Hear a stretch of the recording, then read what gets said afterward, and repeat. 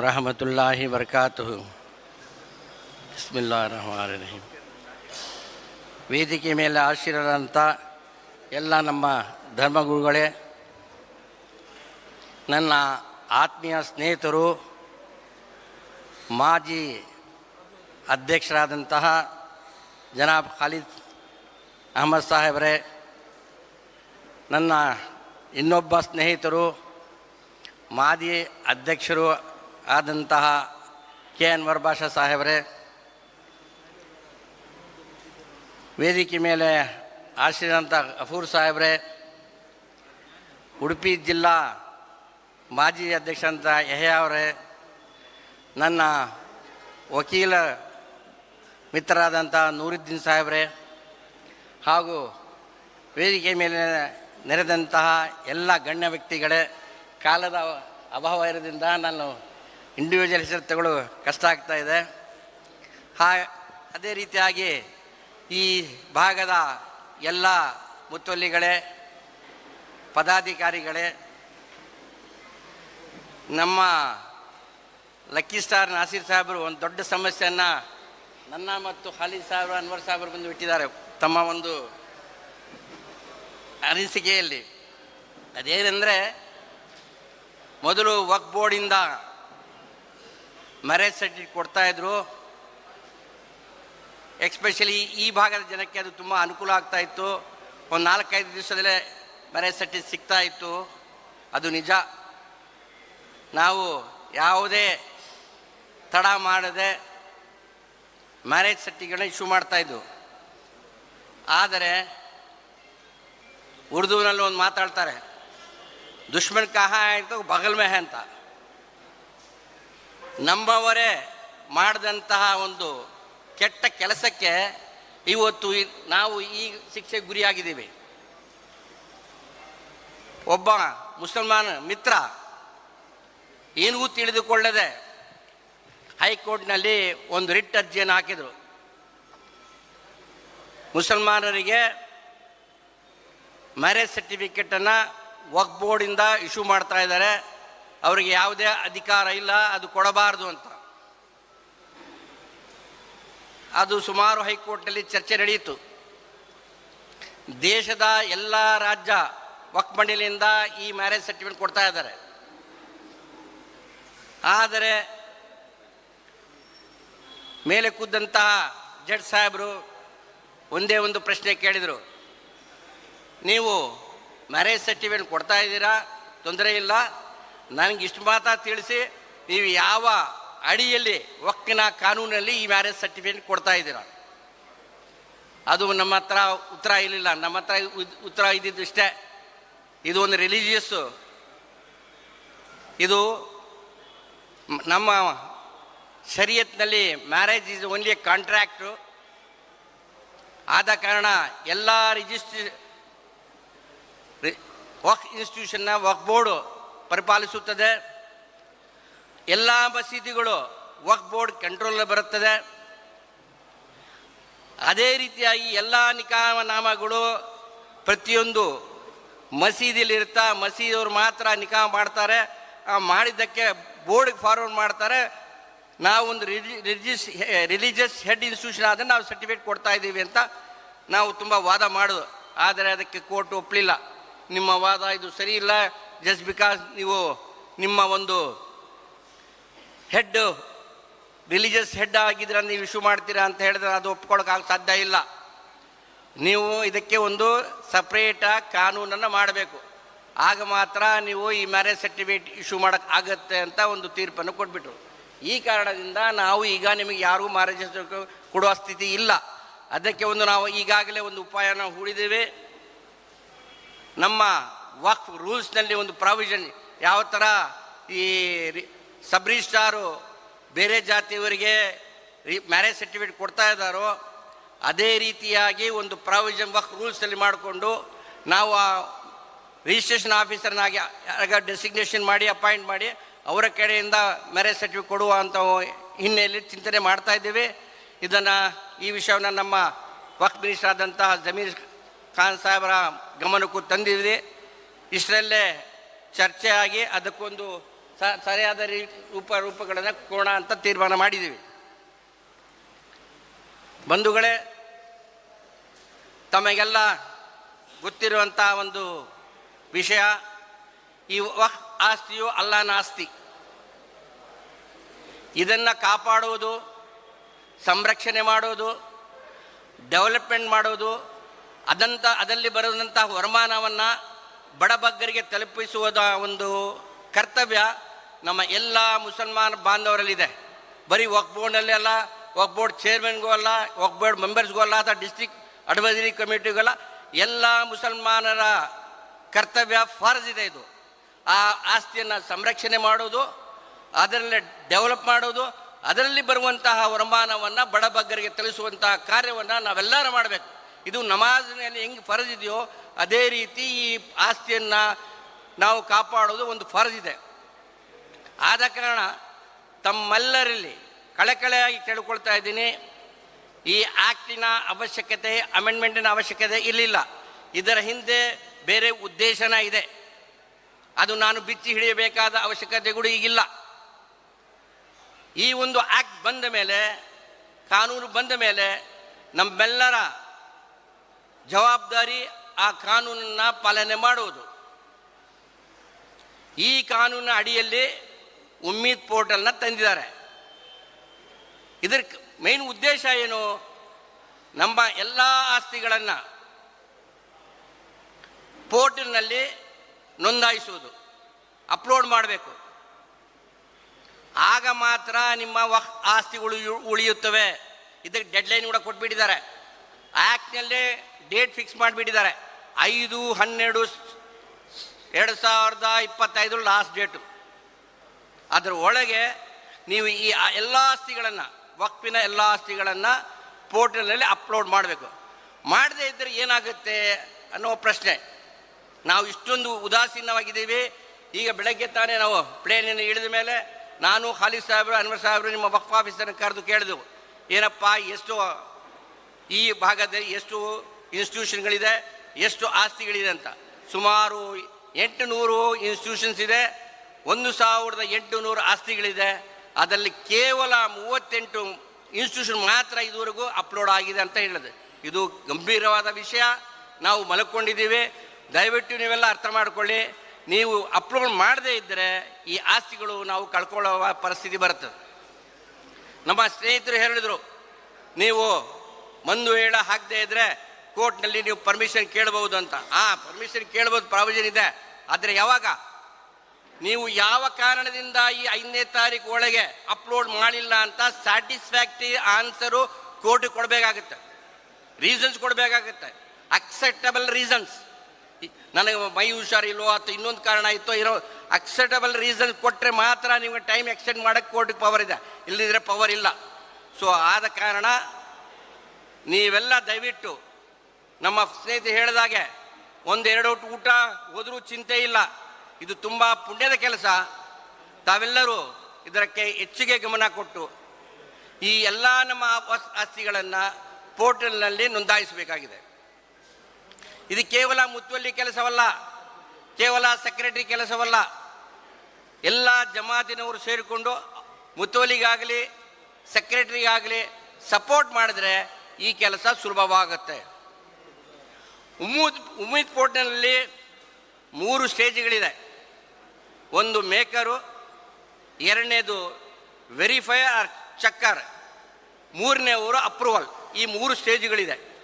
First maker, ಎರಡನೇದು ಬಂದು checker R ವೆರಿಫೈಯರ್, ಮೂರನೇದು ಬಂದು ಅಪ್ರೂವಲ್. ಈ 3 ಸ್ಟೇಜ್ಗೆ.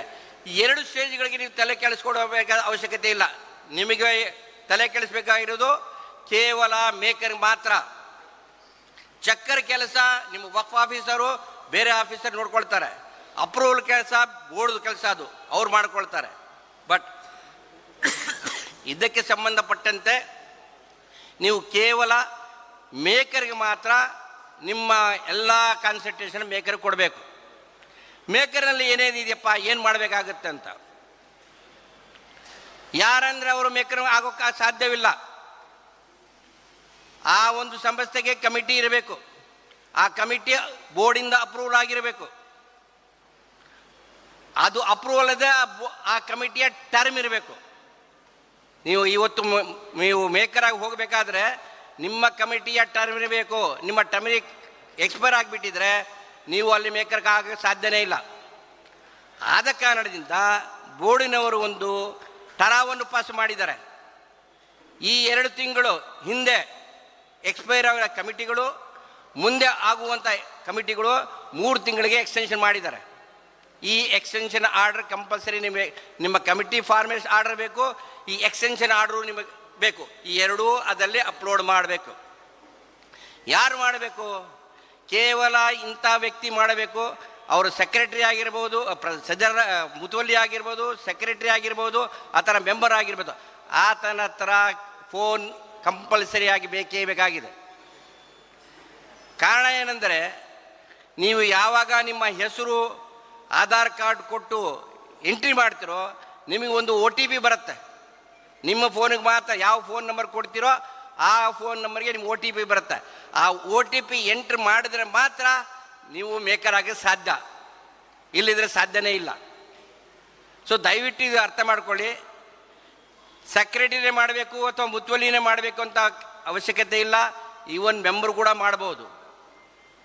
ಆ ಮೆಂಬರಿನ ಹೆಸರು ನಿಮ್ಮ ಅಪ್ರೂವಲ್ ಆದ ಕಮಿಟಿಯಲ್ಲಿ ಇರಬೇಕು. ಅರ್ಥ ಆಯ್ತಾ?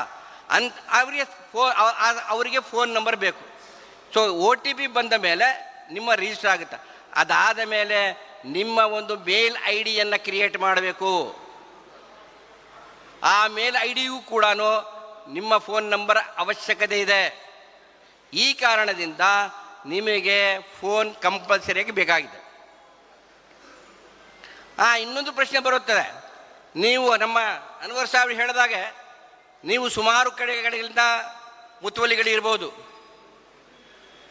ಒಂದು ಸರ್ತಿ ಮೇಕರ್ ಆಗಿದ್ರೆ ಇನ್ನೊಂದು ಕಮಿಟಿಗೆ ನೀವು ಮೇಕರ್ಗೆ ಆಗ ಸಾಧ್ಯ ಇಲ್ಲ. ಯಾಕೆಂದರೆ ನಿಮ್ಮ ಫೋನ್ ನಂಬರ್ ಆಗಲೇ ಕೊಟ್ಟಿರ್ತೀರಾ, ನಿಮ್ಮ ID ಆಲ್ರೆಡಿ ಕ್ರಿಯೇಟ್ ಆಗಿರುತ್ತೆ. ನೀವು ಬಟನ್ ಒತ್ತ ತಕ್ಷಣ ಅದೇ ಬರುತ್ತೆ ವಿನಃ ಬೇರೆ ನಂಬರ್ ಬರೋಕ್ಕೆ ಸಾಧ್ಯ ಇಲ್ಲ. ಆ ಒಂದು ಪೋರ್ಟಲ್ನಲ್ಲಿ ಬೇರೆ ಒಂದು ಕಮಿಟಿಯ ಅಥವಾ ಬೇರೆ ಒಂದು ಇನ್ಸ್ಟಿಟ್ಯೂಷನ್ನ ಅಪ್ಲೋಡ್ ಮಾಡೋಕ್ಕೆ ಸಾಧ್ಯ ಇಲ್ಲ. ಸೊ ದಯವಿಟ್ಟು ತಿಳ್ಕೊಳ್ಳಿ, ಒಬ್ಬರು ಮಾತ್ರ ಒಬ್ಬ ಇನ್ಸ್ಟಿಟ್ಯೂಷನ್ಗೆ ಮೇಕರ್ ಆಗಿ ಸಾಧ್ಯ. ಸೊ ಆದ ಕಾರಣ ಈ ವ್ಯವಸ್ಥೆಯನ್ನು ನೀವು ಸರಿಯಾದ ರೀತಿಯಲ್ಲಿ ಅಳವಡಿಸಿಕೊಂಡು ಮೇಕರ್ ಆಗಬೇಕು. ಮೇಕರ್ ಆಗೋಕ್ಕೆ ನಿಮ್ಮ ಮೇಕರ್ ಆದ ತಕ್ಷಣ ನಿಮಗೆ ಒಂದು ಇಮೇಲ್ ಕ್ರಿಯೇಟ್ ಆಗುತ್ತೆ. ಆ ನಂಬರನ್ನು ಒತ್ತ ತಕ್ಷಣ ನಿಮಗೆ ಪೋರ್ಟಲ್ ಓಪನ್ ಆಗುತ್ತೆ. ಆಗ ಒಂದೊಂದೇ ಪ್ರಾಪರ್ಟಿಯನ್ನು ಅಪ್ಲೋಡ್ ಮಾಡಬೇಕು. ನಿಮ್ಮ ಹತ್ರ 10 ಪ್ರಾಪರ್ಟಿ ಇರ್ಬೋದು ಅಥವಾ 50 ಪ್ರಾಪರ್ಟಿ ಇರ್ಬೋದು. ಆ ಎಲ್ಲ ಪ್ರಾಪರ್ಟಿಗಳನ್ನು ಆ ಒಂದೇ ಪೋರ್ಟಲ್ಲಿ ಒಂದರ ಆದ ಮೇಲೆ ಒಂದು ಎಂಟ್ರಿ ಮಾಡಬೇಕು. ನೀವು ಕೇಳ್ಬೋದು, ಸರ್ ನಮ್ಮ ಹತ್ರ ಒಂದು ಪ್ರಾಪರ್ಟಿ ಇದೆ, ಮಸೀದಿನೂ ಇದೆ, ಮದ್ರಸಾ ಇದೆ, 10 ಮನೆಗಳಿದೆ, 20-30 ಶಾಪುಗಳಿದೆ ಅಂತ. ತೊಂದರೆ ಇಲ್ಲ. ಅದಕ್ಕೆ ನೀವು ಮಾಡಬೇಕಾದಿಷ್ಟೇ, ಫಸ್ಟ್ ನೀವು ಪ್ರಾಪರ್ಟಿ ನಂಬರ್ನ ಖಚಿತಪಡಿಸಿಕೊಂಡು ಅದನ್ನು ಪೋರ್ಟಲ್ಲಿ ಎಂಟ್ರಿ ಮಾಡಬೇಕು. ಅದಾದ ಮೇಲೆ ನೀವು ನಿಮ್ಮ ಮೆಜರ್ಮೆಂಟ್, ಟೋಟಲ್ ಮೆಜರ್ಮೆಂಟ್, ಬರೀ ಒಂದು ಅಂಗಡಿದು ಅಥವಾ ಒಂದು ಇದರದಲ್ಲ, ಟೋಟಲ್ ಮೆಜರ್ಮೆಂಟ್, ಇದ್ರದ್ದು ಪ್ರಾಪರ್ಟಿ ಟೋಟಲ್ ಮೆಜರ್ಮೆಂಟ್ ಆಗಬೇಕು. ಆಮೇಲೆ ಚಕ್ಕುಬಂದಿ ಆಗಬೇಕು. ಪೂರ್ವಕ್ಕೆ ಇದ್ದಾರೆ, ಪಶ್ಚಿಮಕ್ಕೆ ಇದ್ದಾರೆ, ಉತ್ತರಕ್ಕೆ ಏನು ಬರುತ್ತೆ, ದಕ್ಷಿಣಕ್ಕೆ ಏನು ಬರುತ್ತೆ, ಇದು ಕರೆಕ್ಟಾಗಿ ಎಂಟ್ರಿ ಮಾಡಬೇಕು. ಇದು ಯಾವ ಕಾರಣದಿಂದ ಹೇಳ್ತಾ ಇದ್ದೀನಿ ಅಂತ ಹೇಳಿದ್ರೆ, ತಮಗೆಲ್ಲ ಗೊತ್ತಾಗಿದೆ, ಇದರ ಮುಂಚೆ 2019-20ರಲ್ಲಿ ವಾಮ್ಸಿ ಪೋರ್ಟಲ್ ಒಂದು ಬಂತು. ಅದಕ್ಕೆ ಮುಂಚೆ ಗೆಜೆಟ್ ನೋಟಿಫಿಕೇಶನ್ ಬಂತು. ನಮ್ಮ ಸುಮಾರು ಜನ ಅವಿದ್ಯಾವಂತರಾದ ಕಾರಣ ನಮ್ಮರಿದ್ದರೆ ಮೆಜರ್ಮೆಂಟ್ ಇಲ್ಲ, ಮೆಜರ್ಮೆಂಟ್ ಇದ್ದರೆ ಬೌಂಡ್ರೀಸ್ ಇಲ್ಲ, ಪ್ರಾಪರ್ಟಿ ಐಡೆಂಟಿಫೈ ಮಾಡೋದು ತುಂಬ ಕಷ್ಟ ಆಗಿತ್ತು. ಇದನ್ನೆಲ್ಲ ನಿಮ್ಮ ಆ ವಾಮ್ಸಿ ಪೋರ್ಟಲ್ಲೇ ಎಂಟ್ರಿ ಮಾಡಿದ್ರು. ಆಗ ಸೆಂಟ್ರಲ್ ಗೌರ್ಮೆಂಟ್ ಗೊತ್ತಾಗ್ಬಿಡ್ತು, ಮುಸಲ್ಮಾನ ಹತ್ರ ಸುಮಾರು ಪ್ರಾಪರ್ಟಿಗಳಿದೆ, ಬಟ್ ಅವ್ರ ಹತ್ರ ಸರಿಯಾದ ಡಾಕ್ಯುಮೆಂಟ್ಗಳಿಲ್ಲ. ಗೊತ್ತಾಯಿತು, ಇದು ಉಮ್ಮೀದ್ ಪೋರ್ಟಲ್ ತಂದಿದ್ದಾರೆ. ನೀವು ಇನ್ ಟೈಮ್ನು ನೀವು ಉಮ್ಮೀದ್ ಪೋರ್ಟಲ್ ಎಂಟ್ರಿ ಮಾಡದಿದ್ರೆ ನೀವು ಈ ಯಾವ್ಯಾವ ಪ್ರಾಪರ್ಟಿನೂ ಎಂಟ್ರಿ ಮಾಡಿಲ್ಲ, ಎಲ್ಲ ಪ್ರಾಪರ್ಟಿಗಳು ನಿಮ್ಮ ಕೈಯಿಂದ ಬಿಟ್ಟು ಹೋಗುತ್ತೆ. ನೀವು ಆಮೇಲೆ ಕ್ಲೈಮ್ ಮಾಡೋಕ್ಕೆ ಬರೋದಿಲ್ಲ. ಸೊ ದಯವಿಟ್ಟು ಪದೇ ಪದೇ ಕಳಕಳಿಯಾಗಿ ಕೇಳ್ಕೊಡ್ತಾ ಇದ್ದೀನಿ. ತುಂಬ ಶಾಂತಿಯಿಂದ ಎಲ್ಲರ ಒಂದು ಸಹಕಾರದಿಂದ ಉಮ್ಮೀದ್ ಪೋರ್ಟ್ನಲ್ಲಿ ಪ್ರತಿಯೊಂದು ಆಸ್ತಿಯನ್ನು ಸರಿಯಾದ ರೀತಿಯಲ್ಲಿ ಅಪ್ಲೋಡ್ ಮಾಡಬೇಕು. ಇನ್ನೊಂದು ವಿಷಯ, ಎಲ್ಲ ಅಪ್ಲೋಡ್ ಮಾಡಿದ್ಮೇಲೆ ಲಾಸ್ಟಿಗೆ ಸಬ್ಮಿಟ್ ಅಂತ ಒಂದು ಬಟನ್ ಬರುತ್ತೆ. ಆ ಸಬ್ಮಿಟ್ ಬಟನ್ನ ಒತ್ತಿದ್ರೆ ಮಾತ್ರ ಇದೆಲ್ಲ ಆ ಪೋರ್ಟಲ್ಗೆ ಹೋಗುತ್ತೆ. ಒಂದು ಸರ್ತಿ ನೀವು ಆ ಬಟನ್ನ ಒತ್ತಿಬಿಡ್ತಾ ಅಂದರೆ ಆಮೇಲೆ ನಿಮ್ಗೆ ಏನು ನಿಮ್ಮ ಕೈಯಿಂದ ಹೊರಟೋಯ್ತು, ನೀವೇನು ಅದಕ್ಕೆ ಕರೆಕ್ಷನ್ ಮಾಡೋಕ್ಕೆ ಸಾಧ್ಯನೇ ಇಲ್ಲ. ಸೊ ಆ ಸಬ್ಮಿಟ್ ಬಟನ್ನ ಒತ್ತೋಕ್ಕೆ ಮುಂಚೆ ನೀವು ಇನ್ನೊಂದು ಸರ್ತಿ ವೆರಿಫೈ ಮಾಡಬೇಕು, ನಾನು ಹಾಕಿರೋಂಥ ನಮ್ಮ ಪ್ರಾಪರ್ಟಿ ನಂಬರ್ ಸರಿಯಾಗಿದೆಯಾ, ಅದರ ಮೆಜರ್ಮೆಂಟ್ ಸರಿಯಾಗಿದೆಯಾ, ಚೆಕ್ ಬಂದು ಸರಿಯಾಗಿದೆಯಾ, ಇದೆಲ್ಲ ನೋಡಿಕೊಂಡು ನಿಮಗೆ ನಿಮ್ಮ ಮನಸ್ಸಿಗೆ ಸ್ಯಾಟಿಸ್ಫೈ ಆಯಿತು ಎಲ್ಲ ಕರೆಕ್ಟಾಗಿ ಮಾಡಿದ್ದೀವಿ ಅಂತ. ಇಲ್ಲ ಪಕ್ಕದಲ್ಲಿ ಬೇರೆ ಆದಿದ್ರೆ ಅವ್ರಿಗೂ ಒಂದು ಸರ್ತಿ ಕೇಳಿಕೊಂಡು ಆ ಸಬ್ಮಿಟ್ ಬಟನ್ನ ಒತ್ತಬೇಕು. ಒಂದು ಸರ್ತಿ ಅಕ್ಸೆಪ್ಟ್ ಆಯಿತು ಅಂದರೆ ನಿಮ್ಮ ಕೈಯಿಂದ ಪವರು ಹೊಟ್ಟೋಗುತ್ತೆ, ಮತ್ತೆ ನೀವೇನು ಮಾಡೋಕ್ಕೆ ಬರೋದಿಲ್ಲ, ಅದು ಮತ್ತೆ ವೆರಿಫೈರ್ ಹೋಗುತ್ತೆ. ವೆರಿಫೈರ್ಗೆ ಅವನು ಓಪನ್ ಮಾಡಬಾರ್ದು, ಅಲ್ಲಿ ಏನಾದರೂ ಕರೆಕ್ಷನ್ ಅವ್ರು ಮಾಡ್ಕೊಳ್ತಾರೆ. ಅದಕ್ಕೋಸ್ಕರ ಇದು ಹಾಕೋಕ್ಕೆ ಮುಂಚೆ ನೀವು ಆ ಬಟನ್ ಸಬ್ಮಿಟ್ ಮಾಡೋಕ್ಕೆ ಮುಂಚೆ ಇದೆಲ್ಲ ಒಂದು ಸರ್ತಿ ಚೆಕ್ ಮಾಡ್ಕೊಳ್ಳಿ. ಆದ ಕಾರಣದಿಂದಲೇ ನಮ್ಮ ವಕ್ಫ್ ಮಿನಿಸ್ಟರ್ ಜಮೀರ್ ಅಹಮದ್ ಖಾನ್ ಅವರು ನಮ್ಮ ಒಂದು ಇಬ್ಬರ ಸ್ನೇಹಿತರ ಸಲಹೆಯಿಂದ ಈ ಡೇಟಾ ಎಂಟ್ರಿ ಆಪ್ರೇಟರ್ನ ಪ್ರತಿಯೊಂದು ಜಿಲ್ಲೆಗೂ 5-6 ಜನರನ್ನ ಅಪಾಯಿಂಟ್ ಮಾಡ್ಕೊಳ್ಳೋದು, ಅವರಿಗೆ ಕೊಡಬೇಕಂತ 10,000ನೋ 15,000 ಏನು ಫಿಕ್ಸ್ ಮಾಡ್ತಾರೋ ಆ ಅಮೌಂಟನ್ನು ವಕ್ಫ್ ಬೋರ್ಡಿಂದ ಭರಿಸುವುದು ಅಥವಾ ದೊಡ್ಡ ಇದಾರಗಳಿದ್ದರೆ ಅವರೇ ಭರಿಸೋದು ಒಂದು ಸ್ಥಿತಿಯನ್ನು ಮಾಡಿದ್ದೀವಿ. ಅದಕ್ಕೂ ಈಗ ನಿಮ್ಮ ಮಾಧ್ಯಮ ಅಧ್ಯಕ್ಷರು ಕೂಡ ಹೇಳಿದ್ದೀವಿ, ನಾಸೀರ್ಗೆ ನೀವು ಈ ಡೇಟಾ ಎಂಟ್ರಿ ಆಪ್ರೇಟರ್ಗೆ ಅಪಾಯಿಂಟ್ ಮಾಡಿಕೊಳ್ಳಿ. ಅವರಿಗೆ ಕಂಪ್ಯೂಟರ್ ನಾಲೆಜ್ ಇರುತ್ತೆ, ಯಾವ ಥರ ಮಾಡಬೇಕು ಏನು ಅಂತ. ನೀವು ಬರೀ ಅವ್ರ ಹತ್ರ ಕೂತ್ಕೊಂಡು ನಿಮ್ಮ ಆಸ್ತಿಯ ವಿವರಗಳನ್ನು ಅವ್ರಿಗೆ ಕೊಟ್ಟರೆ, ಆ ದಾಖಲೆಯನ್ನು ಕೊಟ್ಟರೆ ಅವರೇ ಕ್ಲೀನಾಗಿ ಎಂಟ್ರಿ ಮಾಡ್ತಾರೆ. ಸೊ ಆ ಡೇಟಾ ಎಂಟ್ರಿ ಆಪ್ರೇಟರ್ಗೆ ತಾವೆಲ್ಲ ಸಹಕರಿಸಬೇಕು. ಎಲ್ಲರೂ ಆ ಜಮಾತಿನೆಲ್ಲರೂ ಸೇರಿಕೊಂಡು ಸಹಕರಿಸಿ ಇದನ್ನು ಎಂಟ್ರಿ ಮಾಡಬೇಕು. ಇನ್ನೊಂದು, ನಾವು ಈ ಕಾರವಾರ, ಹುಬ್ಳಿ, ಧಾರವಾಡ ಈ ಕಾರ್ಯಾಗಾರನ ಉದ್ದೇಶಿಸಿ ಮಾತಾಡುವಾಗ ಸುಮಾರು ಪ್ರಶ್ನೆಗಳು ಬಂತು. ಸರ್, ನಮ್ಮ ಹತ್ರ ಖಬರಸ್ತಾನ್ ಇದೆ, ಸುಮಾರು ಒಂದು 50-60 ವರ್ಷದಿಂದ ಇದೆ, ಅದು ಫಾರೆಸ್ಟ್ ಲ್ಯಾಂಡ್ ಅಂತ. ದರ್ಗಾ ಇದೆ, ಅದು ಫಾರೆಸ್ಟ್ ಲ್ಯಾಂಡು.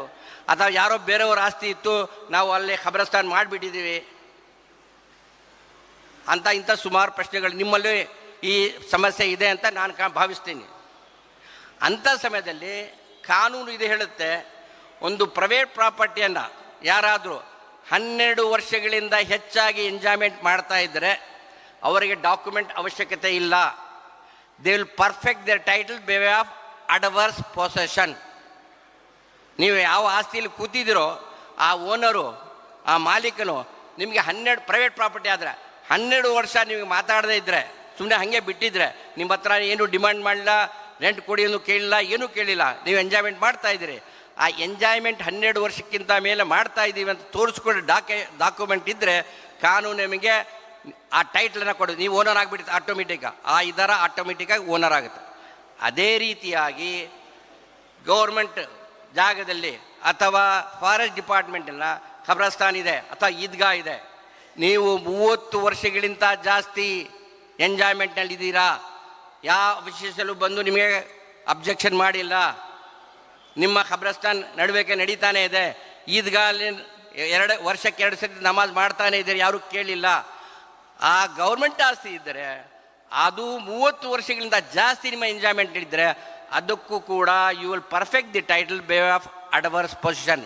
ಆಟೋಮೆಟಿಕ್ಕಾಗಿ ಆ ಓನರ್ಶಿಪ್ ನಿಮ್ಗೆ ಬರ್ತದೆ, ಯಾವ ಡಾಕ್ಯುಮೆಂಟು ಬೇಕಾಗಿಲ್ಲ.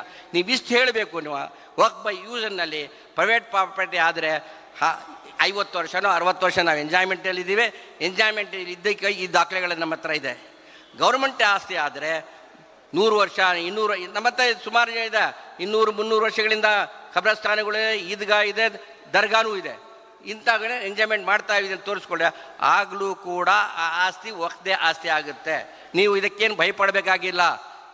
ನಾವು ಸರ್ಕಾರ ಆಸ್ತಿಯಲ್ಲಿ ಇದ್ಬಿಟ್ಟಿದ್ದೀವಿ, ಪಾಣಿ ಅವ್ರ ಹೆಸರು ಬರ್ತಾ ಇದೆ, ಏನು ಭಯಪಡ, ಪೋರ್ಟಲ್ ಅಕ್ಸೆಪ್ಟ್ ಮಾಡಿಕೊಟ್ರೆ ಅದು ವರ್ಕ್ ಬೈ ಯೂಸರ್ ಅಂತ ಹಾಕಿ 30 ವರ್ಷಕ್ಕಿಂತ ಹೆಚ್ಚಿಗೆ ತೋರಿಸಿ, ಒಂದು 50 ವರ್ಷನೋ 100 ವರ್ಷನೋ ತೋರಿಸಿ ವರ್ಷದ ಅದು ಆಟೋಮೆಟಿಕ್ ಇದಾಗುತ್ತೆ. ಈ ಥರ ಈ ಆಸ್ತಿಗಳನ್ನು ನೀವು ಸಂರಕ್ಷಣೆ ಮಾಡ್ಬೋದು. ಇನ್ನೊಂದು ಮುಖ್ಯವಾದ ವಿಷಯ ಇಲ್ಲಿ, ಈಗ ನಮ್ಮ ಅನ್ವರ್ ಸಾಹೇಬ್ ಹೇಳಿದಾಗೆ ಬಾಡಿಗೆ ಬರ್ತಾ ಇದೆ.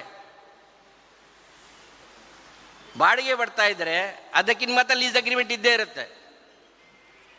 ಆ ಲೀಸ್ ಅಗ್ರಿಮೆಂಟ್ ಹಾಕಬೇಕು. ಎಷ್ಟು ಅಂಗಡಿಗಳು ನಿಮ್ಮ ಹತ್ರ ಇದೆ, ಎಷ್ಟು ಮನೆಗಳಿದೆ, ಅದು ಕಮರ್ಷಿಯಲ ರೆಸಿಡೆನ್ಷಿಯಲ, ಅದು ತೋರಿಸ್ಬೇಕಾಗುತ್ತೆ. ಆ ಪೋರ್ಟಲಲ್ಲಿ ಎಲ್ಲ ಡೀಟೇಲು ನೀವು ಕೊಡಬೇಕಾಗುತ್ತೆ. ಆಗ ಒಂದು ಟ್ರಾನ್ಸ್ಪರಿ ಸಿಕ್ಕೋಗ್ಬಿಡುತ್ತೆ ಎಲ್ಲರಿಗೂ. ಪಬ್ಲಿಕ್ ಡಾಕ್ಯುಮೆಂಟ್ ಒಂದು ಸರ್ತಿ ಪೋರ್ಟಲ್ ಹಾಕಿದಾಗ ಯಾರಾದರೂ ಪೇಡಿ ನಂಬರ್ ತಗೊಂಡು ಪ್ರೆಸ್ ಮಾಡಿದ್ರೆ ಆ ಡೀಟೇಲ್ಸ್ ಎಲ್ಲ ಬರುತ್ತೆ. ಆದ ಕಾರಣ ಟ್ರಾನ್ಸ್ಪರಿ ಇದು ಒಂಥರ ನಮಗೆ ಒಳ್ಳೆಯದೇ. ಟ್ರಾನ್ಸ್ಪರಿ ಸಿಗುತ್ತೆ. ನಿಮ್ಮ ಕಮಿಟಿಯವರು ಏನು ಮಾಡ್ತಾ ಇದ್ದಾರೆ, ಎಷ್ಟು ವರಮಾನ ಬರ್ತಾ ಇದೆ, ಎಷ್ಟು ಖರ್ಚಾಗುತ್ತೆ, ಆ ಡೀಟೇಲ್ಸ್ ಎಲ್ಲ ಬಂದುಬಿಡುತ್ತೆ. ಸೊ ಅದರಿಂದ one way it is good. ಅರ್ಥ ಆಯ್ತಾ? ನೀವು ಅದೆಲ್ಲ ಡೀಟೇಲ್ಸ್ ಕೂಡ ಒಂದೇ ಇದರಲ್ಲಿ ಮಾಡಬೇಕು. ಸೊ ಈ ಥರ ಈ ಪೋರ್ಟಲನ್ನು ನೀವು ಇನ್ ಟೈಮಲ್ಲಿ ಎಲ್ಲ ಮುಗಿಸಬೇಕಾಗಿದೆ. ಮತ್ತೊಮ್ಮೆ ತಮಗೆ ಕಳಕಳಿಯಾಗಿ ಕೇಳ್ಕೊಳ್ತಾ ಇದ್ದೀನಿ, ದಯವಿಟ್ಟು ಎಲ್ಲರೂ ಸಹಕರಿಸಿ. ಇದು ಅಲ್ಲಾಹನ ಆಸ್ತಿ, ನಾವೆಲ್ಲರೂ ಅದನ್ನು ಸಂರಕ್ಷಣೆ ಮಾಡಬೇಕು. ಆ ಟೈಮ್ ಒಳಗೆ ಹಾಕದೇ ಇದ್ದರೆ ನೀವು ನಮ್ಮ ಆಸ್ತಿಗಳೆಲ್ಲ ನಾವು ಕಳ್ಕೋಬೇಕಾಗತ್ತೆ. ಅದಕ್ಕೆ ಅವಕಾಶ ಕೊಡಬೇಡಿ. ನಾಳೆ ಅಲ್ಲಾಹನ ಹತ್ರನೂ ನೀವು ಆನ್ಸರ್ ಕೊಡಬೇಕಾಗತ್ತೆ.